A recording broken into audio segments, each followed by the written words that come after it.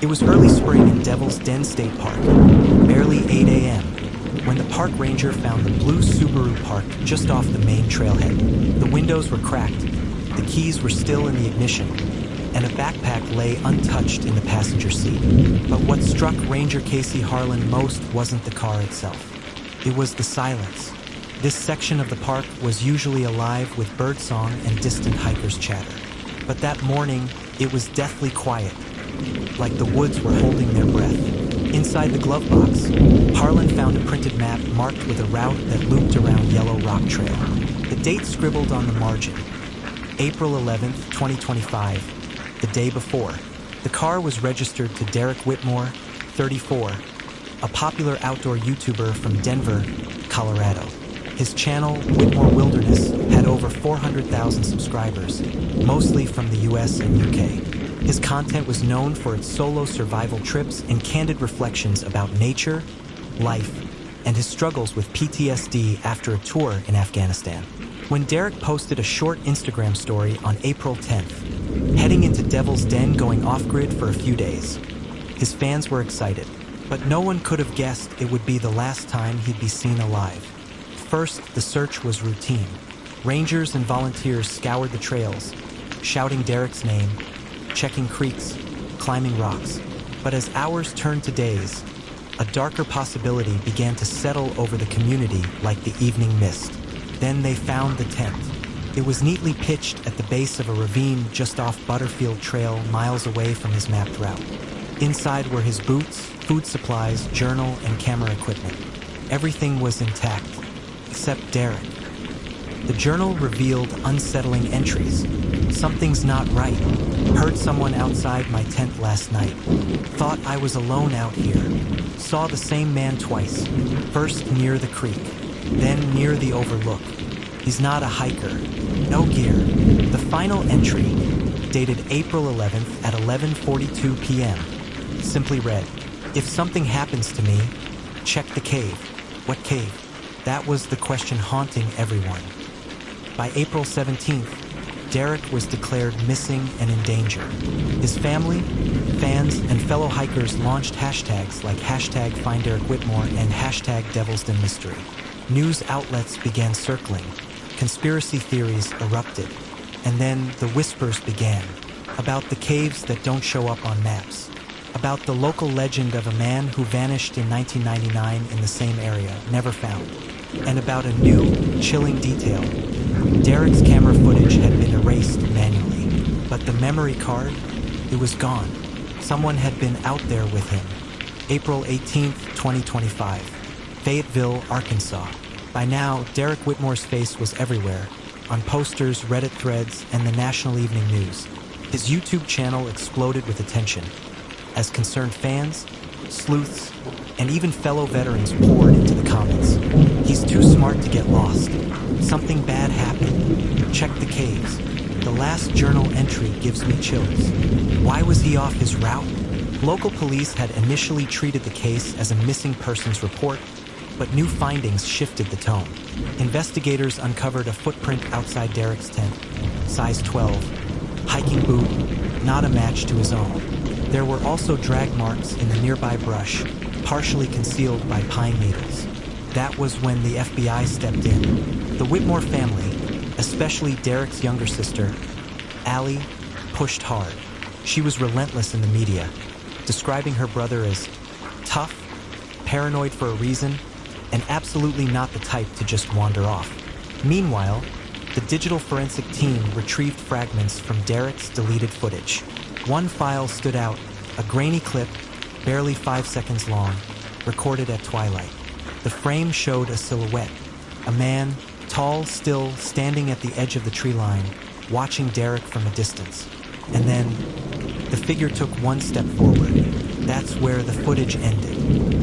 Locals started coming forward.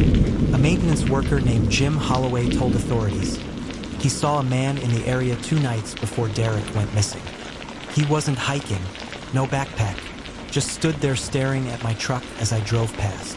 Gave me the creeps. Another hiker, Angela Reed, claimed she passed Derek on the trail. He looked spooked, said something about feeling watched. I thought he was joking, but the strangest report came from a retired spelunker named Hank Dawson. There's a cave system near Devil's Den, unmapped, dangerous. Locals don't go near it. Used to be Confederate hideouts. I told police, but they don't listen. People get lost down there. Investigators returned to the area, this time with dogs, drones, and a new sense of urgency. Near Yellow Rock Overlook, they found a concealed cave opening, partially buried by a rockfall. It hadn't been there the week before. Inside, they found a boot, Derek's. Next to it, scratched into the stone wall with what looked like a knife. He's here. The cave was vast and treacherous. Narrow passages, sudden drops, unstable floors. It would take a week to fully map and search. But what the first responders found that day would send shockwaves across the country. A blood-stained lens cap from Derek's camera, and a message carved deeper into the rock. He waits in the dark. That night, the sheriff gave a press conference, his hands visibly trembling.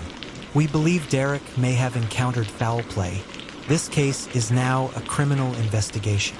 Derek's sister Allie broke down on camera. She looked into the lens and pleaded, "If someone did this, if you're watching, know that we won't stop. I won't stop." April 22nd, 2025. Devil's Den State Park, Arkansas.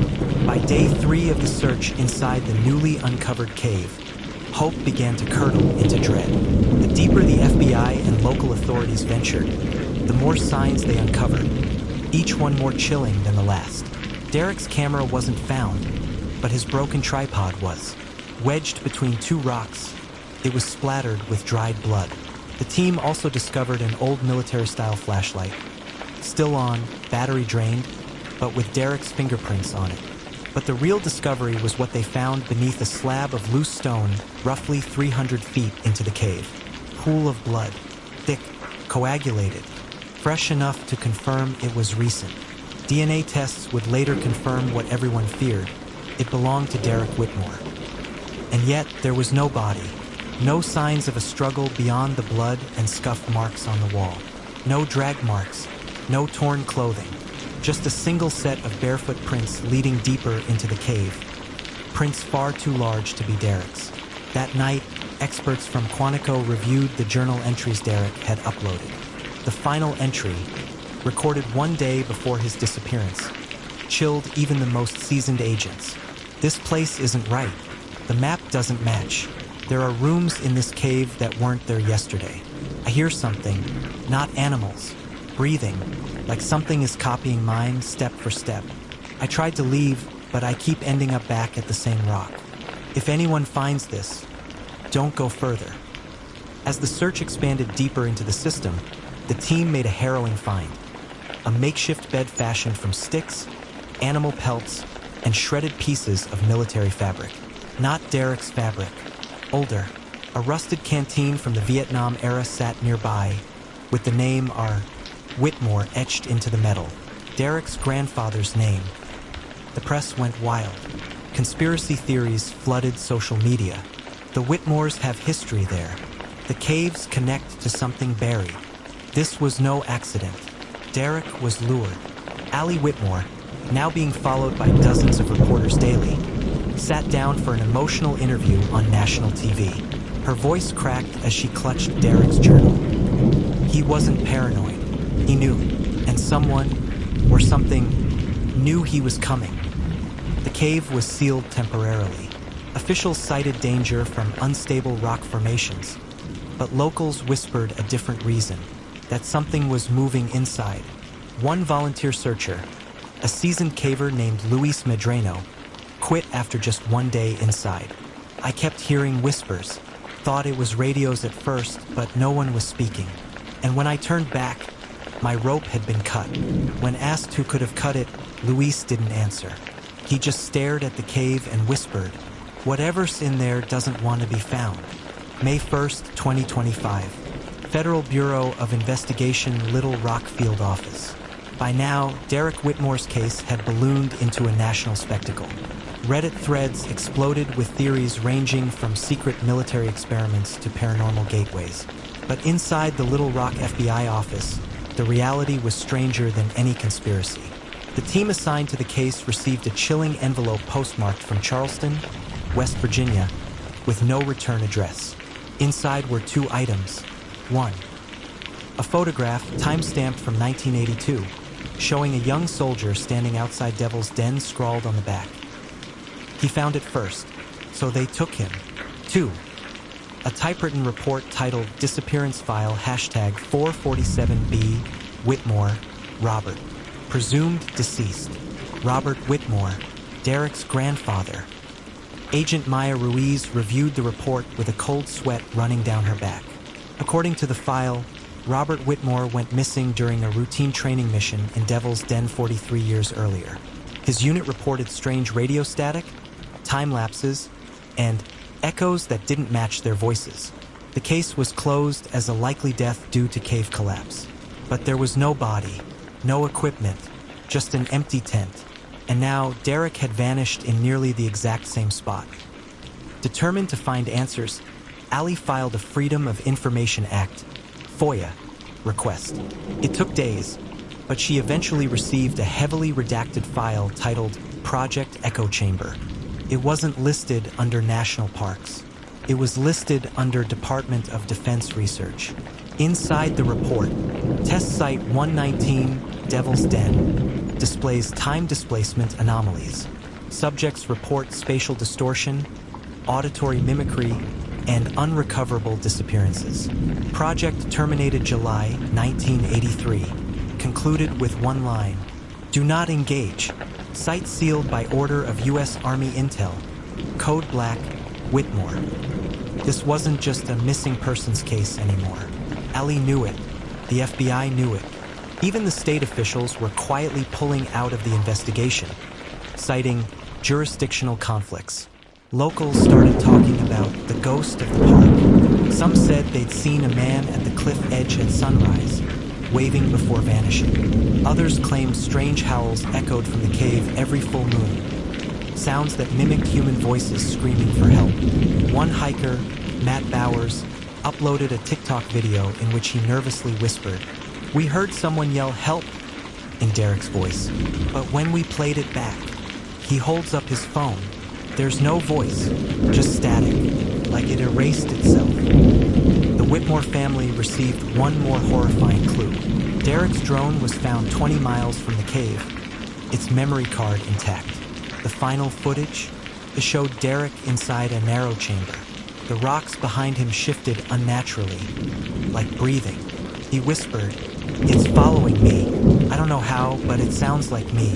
Talks like me, but it's not me." Then static. Then a final frame of Derek's own face, staring blankly into the camera, except he wasn't holding it. May 5th, 2025, Devil's Den State Park, Arkansas. When Allie returned to Devil's Den, she wasn't alone. A YouTube investigator named Noah Grant, who ran the popular channel Haunted Trails USA, offered to help. His team had covered disappearances in the Smoky Mountains, Skinwalker Ranch, even the Sierra Nevada vanishings. But when he reviewed Derek's drone footage, he went pale. "This," he whispered, "is different." They arrived at the trailhead just before dawn, equipped with thermal cameras, EMF detectors, UV flashlights, and two-way radios. Allie carried Derek's journal. She wasn't there to make content. She was there to bring her brother home. Inside the cave, the air grew unnaturally still. Time seemed to slow. Noah's crew set up motion sensors and mapped the interior using LiDAR. But what they discovered in the lower chamber froze everyone in place. Carved into the wall, deep, primitive claw marks in the shape of letters. "We remember." Below it, something more chilling. "Whitmore." The EMF reader began to spike wildly. Noah muttered, "That's not electrical interference. That's something broadcasting." Allie stepped deeper into the tunnel and found it. Derek's flashlight, scorched black, lying beneath a small pile of rocks. Buried underneath was a torn sleeve from his flannel shirt. Then her radio crackled. Allie. Her heart stopped. "Derek." Static again. Then a voice. Softer. Her voice. "Don't trust him. It's not me."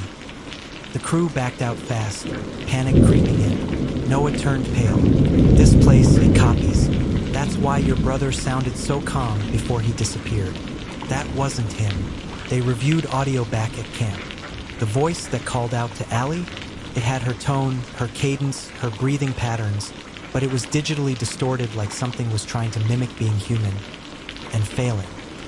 Allie broke down in the tent. What if he's alive in there? Just trapped somewhere we can't reach? Noah placed a trembling hand on her shoulder. Or what if what we saw was never really Derek to begin with? She couldn't accept that. She refused. Because one thing was certain. The cave knew Derek's name. It knew Robert's name. And now it knew hers.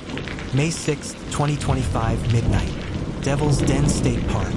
By now, the park was technically closed to the public.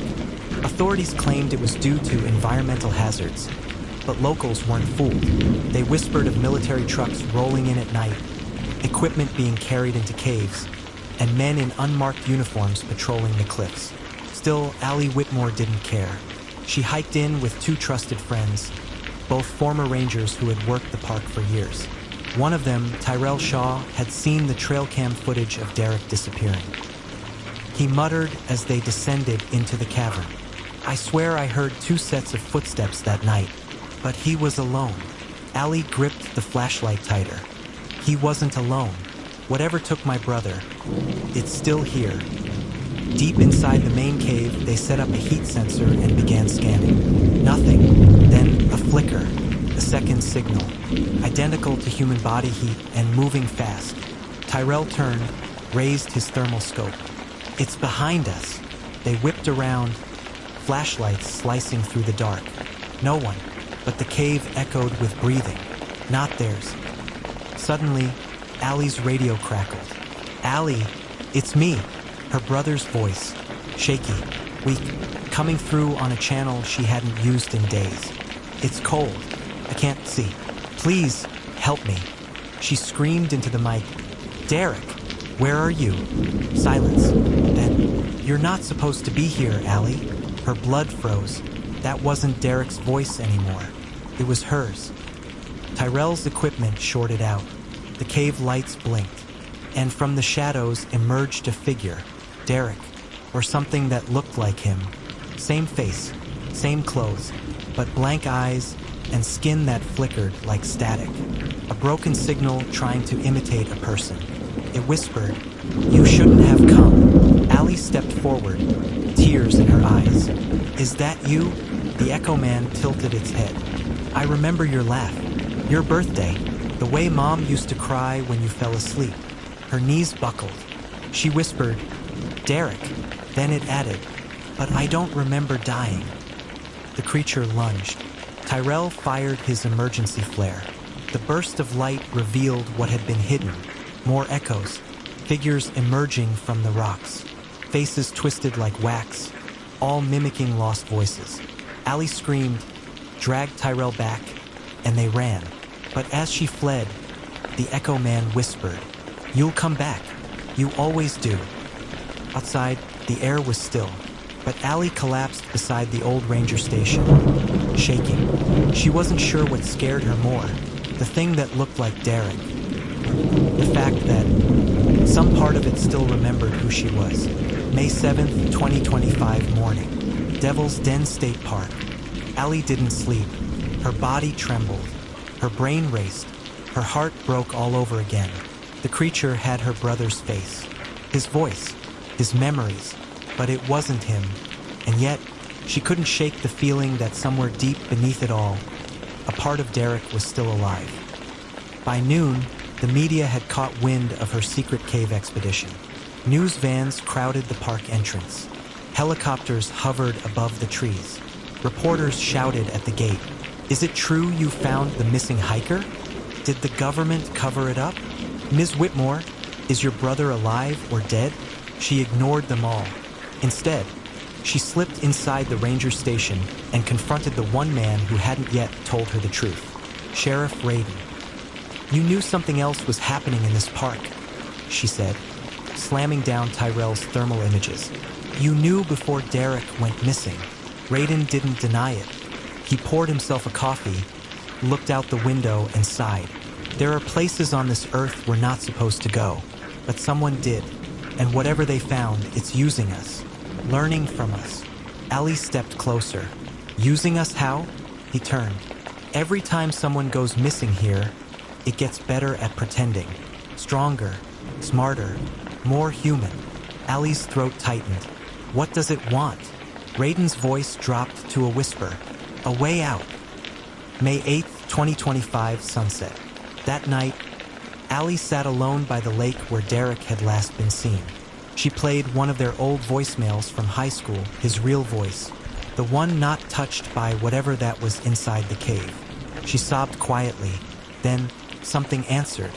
A ripple in the water, a whisper in the trees. You remembered. She looked up, and on the shore opposite her, Derek stood, wearing the same hoodie, same expression. She didn't move. He raised his hand slowly and spoke. I don't want to be here anymore. Allie stood. Wind tore across the lake. The trees groaned, but she didn't care. Then come home, she shouted. But Derek only lowered his head. I can't. Not unless you bring me. She blinked, confused. How? His voice dropped to a whisper. You know where. You've seen the door. Then he vanished into the fog. May 9th, 2025, Devil's Den State Park. Allie knew what she had to do.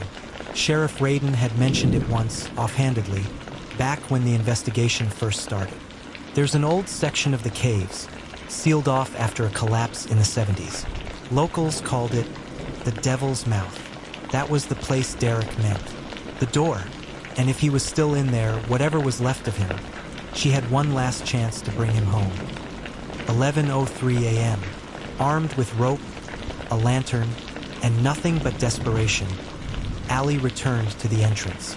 She ducked under caution tape, crawled through the collapsed shaft, and after nearly an hour of squeezing through darkness, she found it.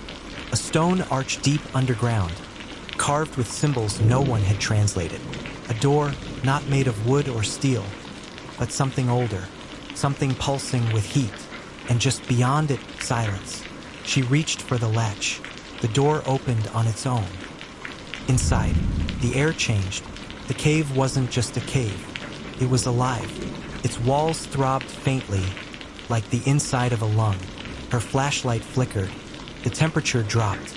And then, you came. The voice wasn't Derek's. Not exactly. It was close but wrong, off by half a heartbeat. She turned, and there he was. He stood barefoot on the stone, his eyes hollow, mouth quivering. Help me, he whispered. Allie held her breath. Is that really you? He stepped forward, but with each step, his form glitched, flickered, morphing for a split second into other people, other faces, some familiar, some horrifying. I remember you, he said, but I remember them too. Then the truth hit her. This thing inside Derek, it wasn't just copying him. It had absorbed everyone it had ever taken. Derek's soul was trapped, screaming beneath hundreds of others. You can't leave here, Allie whispered. Not like this. Tears streamed down her cheeks. She reached for the small pendant around her neck, his childhood street Christopher medal, and pressed it into his hands. But if you're still in there, fight. He clutched it tightly. For a moment, his face softened. I'll try. And then the cave began to collapse. The escape. Allie sprinted through the tunnel as it crumbled behind her. Searing heat chased her. Screams echoed in the walls. Not just Derek's, but hundreds of lost voices. Begging, warning, wailing. She dove out just as the stone door sealed shut behind her. Forever. 1 week later, May 15th, 2025. The park was closed indefinitely. The government issued a vague statement about a dangerous sinkhole, and all investigation into the disappearances was officially shut down. Sheriff Raiden resigned. Ranger Tyrell vanished. And Allie? She returned home, alone, grief-stricken, but somehow strangely at peace. Because the last time she looked into her brother's eyes, she knew she had given him one thing the cave could never steal: hope. Final scene. Allie stood by the lake again. She dropped Derek's favorite compass into the water. It sank slowly, vanishing into the depths. Behind her, a child laughed in the distance. The world moved on, but in the stillness of the water, a faint glimmer appeared. Then a whisper, "Thank you." And as the last echoes of justice fade into the quiet mountains, one truth remains. Some trails never go cold. Like and subscribe